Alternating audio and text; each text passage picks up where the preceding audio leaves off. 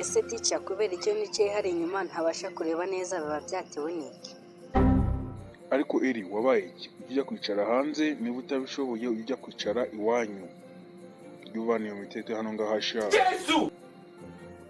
Ariko se ticha kuki mwumva twe mwatubongamira niba ngusabye ibintu ntago agakwiye kunyumva ntago ari ngombwa ngusubize gutyo pe.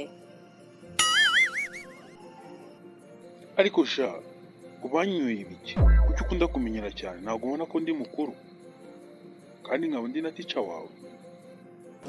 Ticha nawe kuba uri mukuru ntago biguha uburenganzira bwo kubangamira abana cyane ko umwana afite uburenganzira bwo kubaza icyo ashaka no mu gihe agishakiye mu gihe ari kumwe na mwarimu kuko nibyo badutoje. ariko sha eri ubundi urumva umuntu ibyo bintu wabikubwiye cyangwa wabigutoje uzamubwire aza kwigisha wamuswaho kazajya umenyera abantu bakuru.